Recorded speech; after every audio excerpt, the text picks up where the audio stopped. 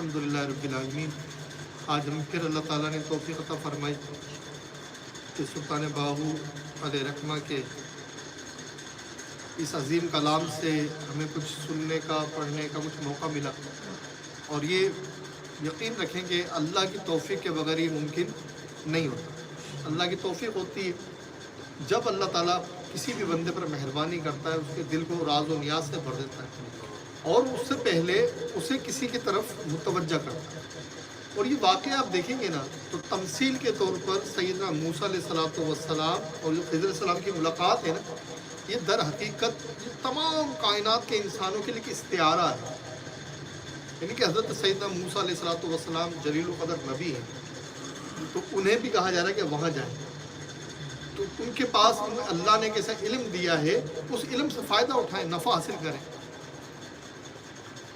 تو سلطان باہو رحمۃ اللہ تعالیٰ علیہ اس شعر میں فرماتے ہیں کہ اللہ کا کرم ہوا، اللہ کی مہربانی ہوئی، اس نے جب وہ مہربانی کرتا ہے تو وہ کیا دیتا ہے؟ مرشد، رستہ دکھانے والا، جو اللہ کی طرف دلوں کو موڑے، اس کی محبت سے بھرے۔ اب دیکھیں دنیا میں ایک قاعدہ ہے کہ جب لوگ پریشان ہوں گے، آج میں سوچ رہا تھا کہ جب نبی کریم صلی اللہ علیہ وسلم کی سنت مطہرہ موجود تھی، اس کے بعد پھر ایک گروہ صوفیہ کرام کا آیا، اور یہ صوفیہ کرام آپ ان کی ہسٹری اٹھا کر دیکھیں، تاریخ اٹھا کر دیکھیں، جو بات میرے ذہن میں آ رہی تھی کہ انہیں مخلوق خدا سے بڑی محبت ہوا کرتی تھی۔ تو آپ جب بھی کوئی آستانہ قائم کرتے، کوئی بھی بزرگ علیہ رحمہ کی آپ ہسٹری پڑھیں، ان کی تاریخ پڑھنا شروع کریں، تو جب بھی وہ کوئی آستانہ بناتے تو سب سے پہلے پتہ اس میں کیا کرتے تھے؟ ایک مسجد یعنی کہ نماز پڑھنے کی جگہ اور ایک لنگر خانہ، تاکہ لوگ یہاں آئیں اور کھانا کھائیں۔ تو حضور سیدنا غوث اعظم رضی اللہ تعالیٰ عنہ سے بھی کسی نے سوال کیا کہ حضور اگر ساری دولتیں، سارے خزانے یوں تو انہی کے ہاتھ میں ہوتے ہیں اللہ والوں کے، کیونکہ دیکھیں آج سائنس پروف کرتی ہے کہ یہ جو ہماری دنیا ہے نا، جسے ہم دنیا کہتے ہیں، جس میں 7 ارب لوگ رہتے ہیں، یہ ہماری گلیکسی میں ایسے ہے جیسے کہ چنے کا دانہ۔ اس چنے کے دانے کے اندر ہم موجود ہیں، اس کائنات کے اندر، اور پھر اس کی وسعتیں، وہ کہتے ہیں کہ وسعتیں اس کی کوئی ہو ہی نہیں سکتی۔ آج یہ سائنس بھی مانتی ہے کہ اللہ نے فرمایا نا کہ ایک زمین پھیل جا، تو کہتے ہیں ہر چیز پھیل رہی ہے، کائنات میں کوئی چیز ٹھہری ہوئی نہیں ہے، اس کا حجم بڑھ رہا ہے۔ تو خلا کا اسپیس بھی جو ہے، جسے ہم اسپیس کہتے ہیں، وہ بھی بڑھ رہا ہے۔ تو جو اولیاء کرام ہوتے ہیں، وہ راہ جو اپنائی، وہ راہ تھی محبت۔ تو لوگ پھر کیا ہوتا تھا کہ جہاں پر انہیں تھوڑی سختی نظر آتی تو پھر وہ صوفیہ کرام کی طرف بھاگتے۔ اس کی 2 وجوہات ہوتی تھی، ایک تو وہ کریم بڑے ہوتے تھے، ہر بات کو، ہر معاملے کو، کسی بات میں درستی نہیں فرماتے۔ جیسے ایک علماء کی ایک ترکیب ہوتی ہے اپنی، وہ کبھی سخت مزاج بھی ہوتے ہیں، کبھی جھاڑ بھی دیتے ہیں، مطلب ایسا ہو جاتا ہے، سب نہیں ہوتے لیکن ایسے معاملات ہوتے ہیں۔ لیکن جو چونکہ اولیاء کرام، صوفیہ کرام خاص طور پر، یہ اپنے نفسوں کا مجاہدہ کیے ہوتے ہیں، تو انہیں کسی بات پر غصہ آتا ہی نہیں۔ تو وہاں ایک بینیفٹ تو یہ تھا کہ کوئی جھڑکی نہیں پڑے گی، وہ محبت سے بلائیں گے بھی اور اپنے سینے سے بھی لگائیں گے۔ اور پھر شروع سے ہی مسلمانوں کا یہ یقین تھا کہ جو لوگ اللہ سے جڑے ہوتے ہیں ان کے ساتھ رہنے میں کم از کم ایک نفع یہ ہے کہ جتنا وقت ان کے ساتھ رہتے ہیں وہ سارا وقت بہترین عبادت میں شمار ہوتا ہے۔ ایک تو یہ تھا، اور پھر یہ کہ ہمیں ان کی کوئی خدمت کرنے کا موقع مل جائے، ان اولیاء کرام کی، ان صوفیہ کرام کی، تو اس کے بدلے میں انہیں کیا چاہیے؟ اللہ کا قرب، یا جنت کے لیں آپ اس کو، یہ جنت بھی اللہ کے قرب کی ہی جگہ ہے۔ کوئی ایسا نہیں ہے کہ ہم جو بیان کرتے ہیں نا تو اس میں ہم بتاتے ہیں تو اس کو شاید کسی کو ایسا نہیں لگے کہ بھئی جنت سے بالکل یہ آ رہی ہے، خواہش یہ نہ ہو۔ دیکھیں جنت کا جو ہمارے ذہن میں خیال جب بھی آتا ہے نا، تو میں نے کچھ لوگوں کو سنا بھی ہے، میں کسی کا نام نہیں لوں گا لیکن آپ لوگوں نے بھی شاید سنا ہوگا، ان کے بیان جب چلتے ہیں تو وہ حور و قصور کے ایسے قصے بیان کرتے ہیں کہ بعض اوقات تو سنتے بھی اس کو شرم آتی ہے کہ یار یہ مطلب کس طرح سے باتیں کر رہے ہیں، ان حور و قصور کا تذکرہ کیسے کر رہے ہیں، اور بڑے بڑے علماء ہیں، مفتی ہیں ان میں، تو وہ جب ذکر کرتے ہیں اس سے کیا ہوتا ہے کہ انسان کے من میں ایک لالچ پیدا ہو جاتا ہے۔ اور جہاں تک مجھے سمجھ میں آتا ہے نا، ان کا مقصد بھی جو اس طرح سے اس کی تدوین کرتے ہیں، اس کی کہانی کو اتنا سجاتے ہیں سنوارتے ہیں تو شاید وہ بھی چاہتے یہی ہے کہ لوگ جو ہے نا وہ دنیا کے معاملات کو چھوڑ کے یہاں ٹریک ہو جائے. اب جو صوفیہ کرام ہے نا ان کے یہاں پر یہ چیز مایوب سمجھی جاتی ہے.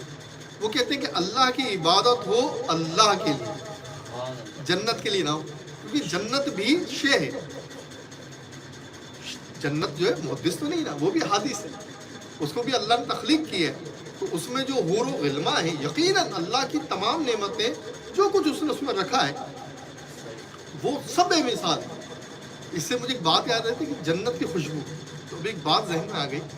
سیدہ کائنات سیدہ طیبہ طاہرہ خاتون فاطمہ الزہرا سلام اللہ علیہ, جو شکل میں, صورت میں, اخلاق میں, گفتگو میں, چال میں, ڈھال میں نبی کریم علیہ السلام کی مشابہ, تو ان کی ایک خاصیت یہ تھی کہ ان کے اندر سے جنت کی خوشبو آتی تھی. تو نبی کریم صلی اللہ علیہ وسلم کا بوسہ لیتے اور فرماتے کہ مفہوم ہے جس کا کہ اے فاطمہ مجھے تم میں سے جنت کی خوشبو آتی ہے.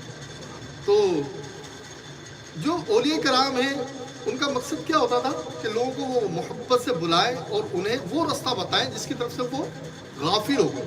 تو وہ کچھ لالچ نہیں دیتے تھے انہیں کسی چیز کا, بس ان کے پاس ایک ہی بات ہوتی تھی کہ اللہ سے محبت کرو, اور اس محبت کے لیے انسانوں سے ہی محبت کرو, اس کی ہر مخلوق سے محبت کرو.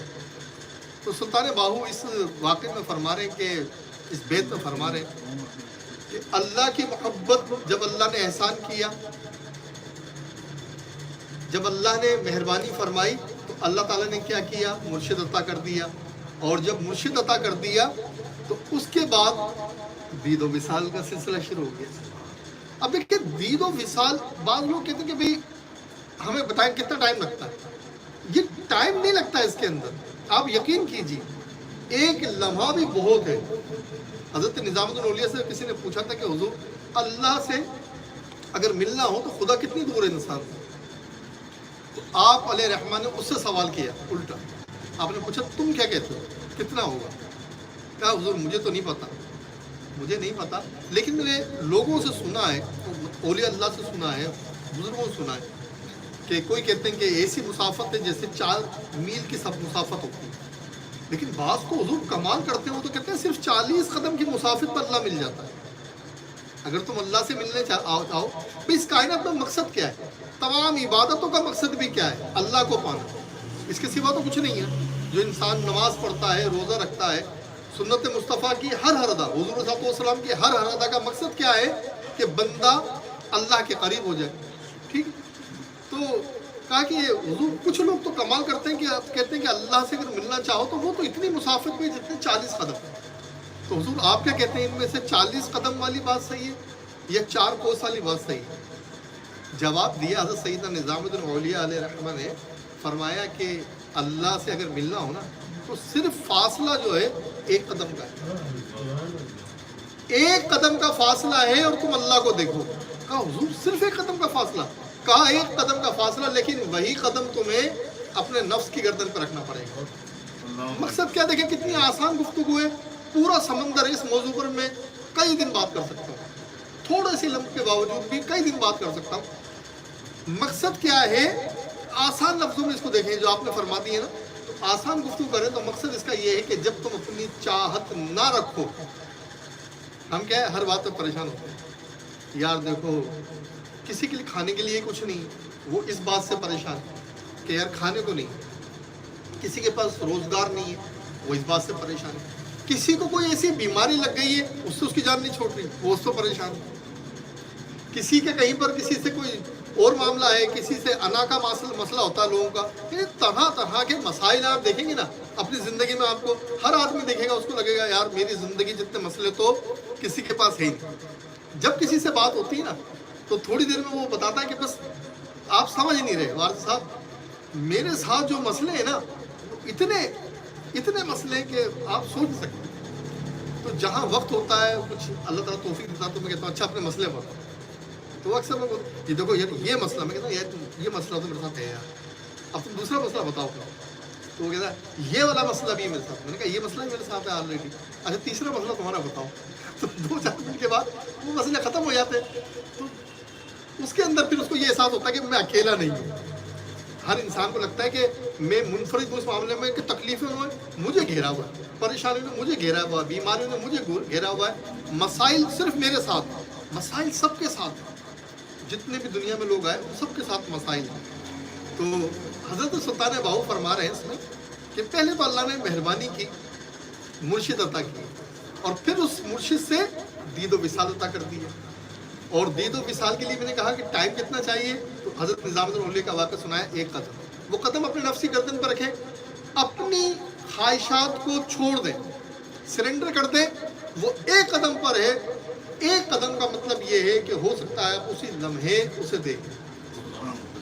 اگر آپ کے دل میں کچھ بات باقی ہے، ابھی نفس کا غلبہ باقی، تو ہو سکتا ہے صبح تک دیکھیں۔